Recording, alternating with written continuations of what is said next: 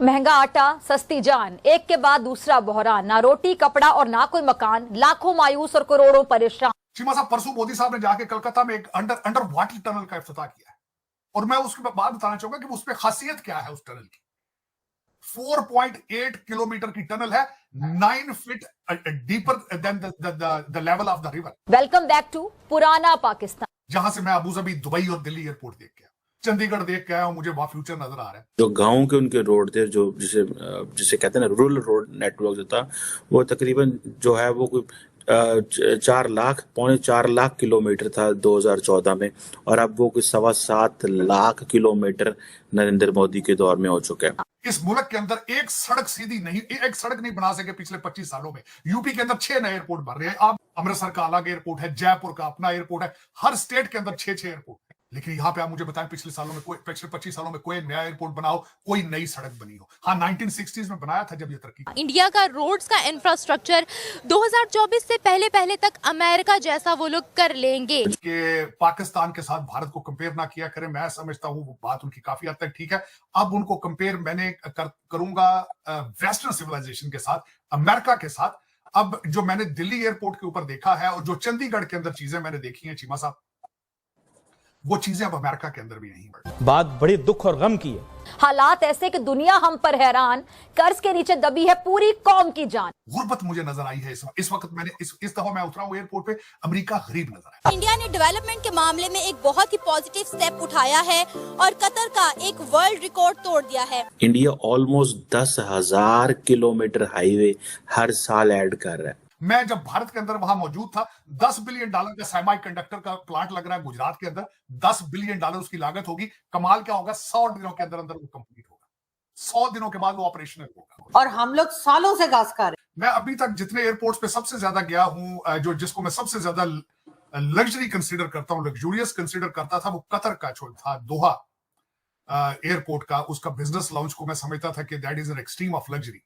लेकिन मेरी आंखें बिल्कुल खुली की खुली रह गई जब मैंने न्यू दिल्ली के अंदर उनका बिजनेस लाउंज देखा। इंडिया ने 75 किलोमीटर लंबा हाईवे बनाया है, वो भी सिर्फ और सिर्फ 5 दिनों में। और ये रिकॉर्ड पहले कतर के पास था, जो कि अब इंडिया के पास है। और ब्यूटीफुल, अमेजिंग। मैं I can not express my feelings कि आप उसको देखकर ये अंदाजा लगाते हैं कि how this country is moving forward to compete to the rest of the world. नमस्कार दोस्तों, और स्वागत है हमारे चैनल इंडिया स्पेशल में। दोस्तों, जैसा कि आप सबको पता है, हमारा देश भारत कितनी तेजी से आगे बढ़ रहा है। लेकिन जब कभी कोई पाकिस्तानी भारत आता है तो उनको लगता है कि वे किसी यूरोप की कंट्री में आ गए हैं। उनको ये पसंद नहीं आता कि उनका दुश्मन देश इतनी तरक्की कर रहा है। भारत आज हर क्षेत्र में आगे बढ़ रहा है, चाहे वह आईटी के क्षेत्र में हो, चाहे स्पेस, या चाहे वह ने इनोवेशन के क्षेत्र में हो।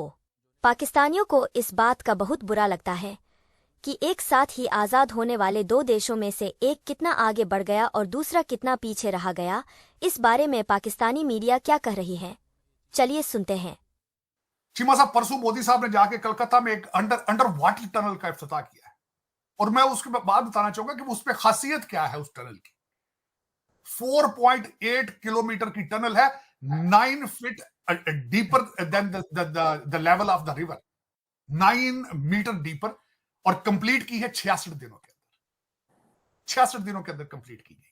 मैं जब भारत के अंदर वहां मौजूद था, $10 बिलियन का सेमी कंडक्टर का प्लांट लग रहा है गुजरात के अंदर। $10 बिलियन उसकी लागत होगी। कमाल क्या होगा, 100 दिनों के अंदर अंदर वो कंप्लीट होगा। 100 दिनों के बाद वो ऑपरेशनल होगा। तो चीमा साहब, ये मुझे बिल्कुल, मैं इस बात पे, ये मैं सर्टिफिकेट इस वक्त लेकर आया हूं या देकर आया हूं कि वाकई ही sun will be rising from India. कौम के अंदर मैं एपेटाइट देख कर आया हूं, कौम के अंदर मिडिल क्लास की तालीम देख कर आया हूं। मैं हमेशा आपको ये कहता रहा हूं कि भारत का सबसे बड़ा वेपन जो है इंटरनेट, उनका institute of technology, Indian Institute of technology है, जो कि बहुत रैपिडली तरक्की कर रहे हैं।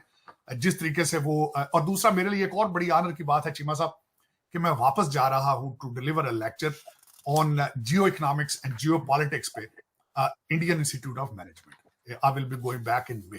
तो लेकिन ये कि चीमा साहब, जो मैं अपनी फीलिंग्स लेकर आया हूं, मैंने आपसे वो शेयर की हैं। दूसरा, जब बात करते हैं कि हम आगे कहां जा रहे हैं, पाकिस्तान के अंदर चेंजेस, आप जाहिर है हम पाकिस्तान को भी टच करते हैं। मेरे मादरे मिल्लत है, मेरा होम कंट्री है। मेरा होम कंट्री तो America, but it's my mother country Pakistan. नई उसमें जो हमारी कैबिनेट है, नई असेंबली है, उसने अपना हल्फ उठाया है। शहबाज शरीफ साहब ने सलूट कर दिया है आर्मी चीफ साहब को।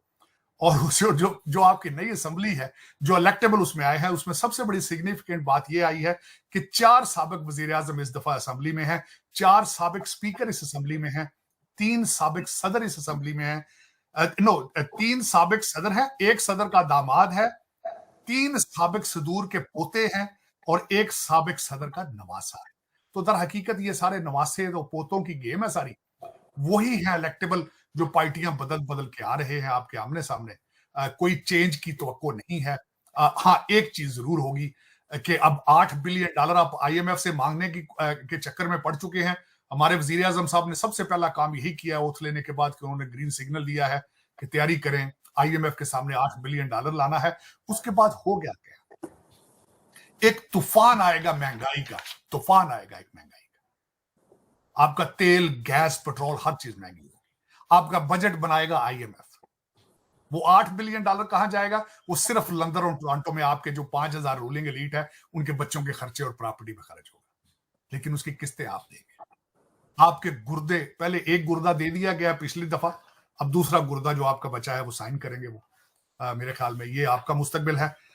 जो दुनिया के बारे में ओवरऑल आपको बताऊं तो सबसे बड़ी खबर कल परसों की यह है कि रशिया और चाइना चांद के ऊपर एटॉमिक रिएक्टर बनाने का प्रोग्राम बना रहे हैं। और आप क्या कर रहे हैं? आप जिहाद की तैयारी कर रहे हैं, जो कि आपके माजी में आपके आबाओ अजदाद ने कभी नहीं किया था। आपको जिहाद के पूरे स्पेलिंग नहीं आते। आपने आज तक पठानों अरबों के सामने जिहाद नहीं किया। आपने ब्रिटिश के खिलाफ जिहाद नहीं किया। आप TTP के खिलाफ जिहाद नहीं कर रहे। आप अपनी जहालत के खिलाफ जिहाद नहीं कर रहे, गुर्बत के खिलाफ जिहाद नहीं कर रहे। लेकिन ड्रामा क्या है? गाजा के लिए हम जिहाद करें, गाजा के लिए जिहाद। तुक के साथ ही मैं कहूंगा चीमा साहब, जो सदर जियाउल हक ने फसल बीजी थी डॉलरों के लिए, अफगानिस्तान के ड्रामे के लिए, वो पक के तैयार हो चुकी है। वो कभी किसी खातून के कपड़े के ऊपर हलवा लिखा हो तो वो उसके पीछे पड़ती है, कभी किसी के पीछे पड़ती है, कभी किसी के पीछे पड़ती है। यही मुकद्दर है आपका। Practically you have never made Pakistan, और आज भी आप सिर्फ पाकिस्तान फाइलों में मौजूद है। Practically it doesn't exist. ये सारा फेक सिस्टम, हाइब्रिड सिस्टम, और people have no clue what is their direction. कोई पता नहीं आज तक कोई। मैं कल भी एक किसी के साथ बैठा था बड़ी इंपॉर्टेंट मीटिंग में, तो मैंने उनसे पूछा था कि आप ज्यादा पाकिस्तानी अपने आप को समझते हैं, पाकिस्तान में आप बड़े असर रसूख रखते हैं। मुझे आज भी अगर कोई एक आदमी का नाम बता दें जो पाकिस्तान को बचाने की सलाहियत रखता हो, या बचा सकता हो, या कुछ कर रहा हो पाकिस्तान बचाने के लिए, तो वो जवाब देने से कासर थे। मेरे कान उस आदमी का नाम सुनने के लिए तरस रहे हैं। लेकिन अफसोस के साथ है कि Pakistan has no directions, no currently मुझे कोई पॉलिसी नजर नहीं आ रही है। चाहे